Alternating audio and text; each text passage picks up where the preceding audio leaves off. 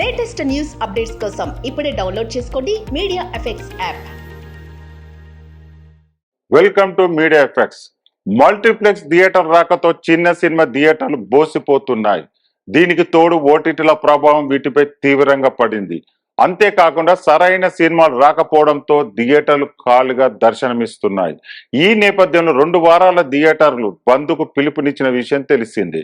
తాజాగా తెలంగాణ ఫిలిం ఎగ్జిబిటర్లు సినీ రంగానికి తీవ్ర హెచ్చరికలు జారీ చేశారు. ఈ సందర్భంగా నిర్మాతలకు పలు విషయాలు అల్టిమేట్ జారీ చేశారు. లేకపోతే థియేటర్లు మూసివేస్తామని హెచ్చరించారు.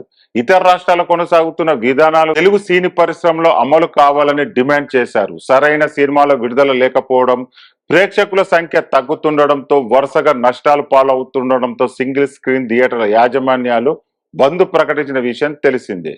ఈ క్రమంలోనే హైదరాబాద్ లో బుధవారం విలేకరుల సమావేశం నిర్వహించారు. ఈ సందర్భంగా తెలంగాణ ఫిలిం ఎగ్జిబిటర్లు కీలకమైన విషయాలు మాట్లాడారు. సినీ నిర్మాతల పర్సంటేజ్ చెల్లించకపోతే సింగిల్ స్క్రీన్ థియేటర్లు మూసివేత తప్పదని హెచ్చరించారు. 10 ఏళ్లలో 2000 సింగిల్ స్క్రీన్ థియేటర్లు మూతపడ్డాయని వివరించారు. మిగతా థియేటర్లు కూడా మూతపడే అవకాశం ఉందని నిర్మాతలు సహకరించాలని కోరారు.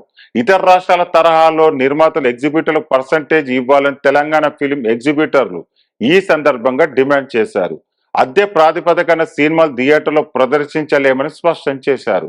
మల్టీప్లెక్స్ తరహాలో పర్సంటేజ్ చెల్లిస్తే ప్రదర్శిస్తామని అల్టిమేట్ జారీ చేశారు. ఈ డిమాండ్లపై తెలుగు సినీ నిర్మాతలకు జూలై 1వ తేదీ వరకు గడువు ఇస్తున్నట్టు ప్రకటించారు.